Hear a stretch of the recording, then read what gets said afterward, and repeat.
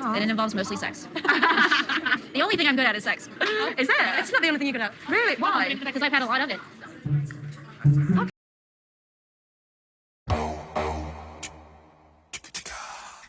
Do you ever feel like sometimes some people just take a lot of pride in being awkward for the sake of just being awkward? When in reality, they know that they have a choice to not be awkward at all. That's how I be feeling when it comes to Statler, to be honest with you. I'm like, why?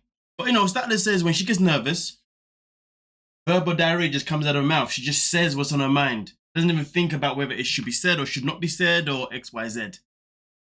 Okay, we understand. You like your intimacy. Great stuff. But boy, meeting Dempsey's friends for the very first time, and then you're talking about Dempsey's birthday, and you're saying that basically what you got planned for her birthday is taking her to Edinburgh, so basically you two can have intimacy the whole time. Because that's all you know, and because you've had lots of it. Wow, that is a great way to represent yourself for the very first time to someone's friends. Wow. Like that's wild. That is wild. Like first time meeting. But anyway, listen, man. That is, well, let's just get into the more serious stuff of the episode. I just worry that there's wanting to move in so quickly. There's some codependency. I mean, the reality is that that's how it feels like. I mean, but here's the thing. When it comes to codependency, right? There is a pro and there's a con. In a lot of things in life, there's a pro and a con.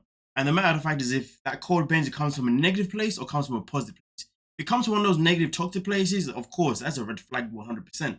But it comes from a more positive place that could be loving and caring and just always wanting to be around a person because you're obsessed with them in a healthy way, you know, however you can put that out there, maybe it's okay. But either way though, to talk to someone for 7 months, fly over to the UK for the first time, meet them for the first time, and then tell them that you're going to go back and then come back in a month's time to live with them, that is a lot of pressure.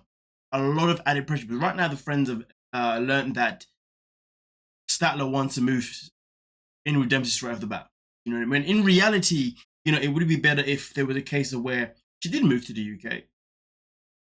I mean, do you know what it is for me personally? I don't personally agree with the aspect of her moving to the UK and living elsewhere while they get to know each other. I don't really think that makes sense for me personally. I think it's a financial complication. I just feel like it's an unnecessary financial hurdle. If anything, I would rather go with the idea of, listen, you know what? I would just stay in the States. I'll renew my lease for an extra 6 months to a year, whatever, okay? And in that timeline, I will travel and come and see you. And if you want, you can also travel and come and see me. But anytime we travel to one another, we won't just stay and see each other for like a week. We'll stay for like maybe a space of like 2 to 4 weeks. You know what I mean? And then in that time, because you're able to build a relationship where you're staying each other for like a build-up of 2 to 4 weeks per that six month frame or yearly frame, whatever, you're really trying to gauge. At that point, you're really able to, you know, see whether or not you're compatible. Because look at it this way. Let's say it was a case where they saw each other once a week. Let's say, for example, you're both in the same country. You're both in the same country, right? You're living 30 miles apart and you only see each other only weekends. For me personally, that is more of a risk than seeing someone for a space of like a whole 2 weeks to a month. Because in that time, you get to learn about yourself. You get to learn about that person in a quicker way. Like, for example, you get used to living with them for a space of a week. You get used to living for a space of a month. And I feel like, it's like, for example, when you watch a show like Big Brother or like Love Island, because these people are put in a room or put in a location and they're together like day in, day out, they are forced to basically get to know each other at a quicker pace.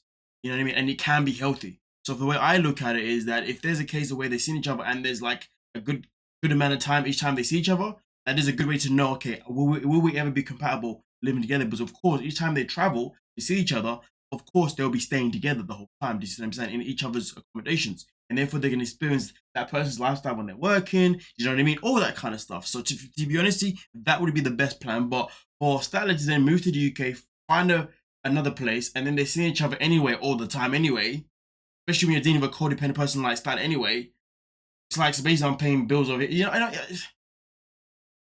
maybe what I'm saying doesn't sound right, but it makes sense to me, okay? All right? Just leave me alone. Anyway, with that being said, let's move on to the next part. When you look up the definition of codependency, I don't really see the problem in wanting to hang out with the person that you're in love with most of the time.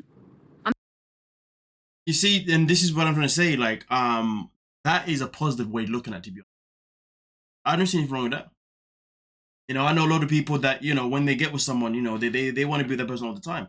And if they're both in that same wavelength, cool. I mean, what's the difference with being with your partner majority of the time compared to you spending time with your best friend majority of the time? What is the difference? One has romance, one doesn't. But in theory, what is the difference? Because generally speaking, if you want to spend all your time with your partner, then technically your partner is also your best friend, right? Just intimacy involved. So what's the problem, right? As long as you don't feel like you're suffocating each other, which is where the negative comes in, hey, okay. But of course, if Dempsey's someone that likes to have a space every now and then, fair enough. But at the same time, though, just because one is codependent, it doesn't mean that Dempsey can't set out boundaries to say, okay, well, today though, I just want my space. You know what I'm saying?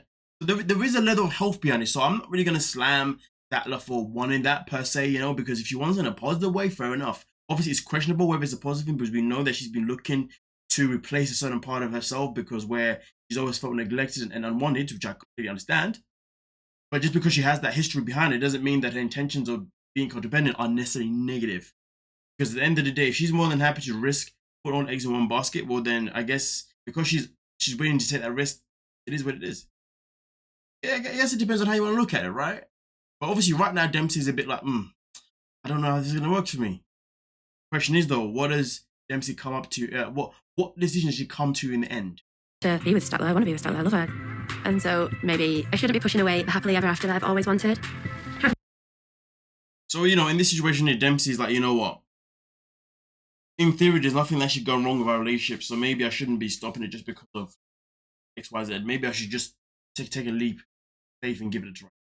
I mean, end of the day, what do you have to lose? That is the question. I mean, especially Dempsey, like, yo, Statler's gonna be moving to you. You have nothing to lose, really, and if it doesn't work out, it's only her that has to worry about moving back to the States or wherever she wants to go. So, in reality, the matter of fact is, Dempsey has nothing to lose. So, I feel like the gamble is maybe worth it for Dempsey if she feels like Statler's codependency is a positive reassurance rather than a negative. Because at least she knows that, you know, that woman's going to love her and want to be with her, like, all the time. You know what I mean? Like, she's never necessarily going to want to step out on her. You know, it's the security of not worrying about someone cheating on you, right?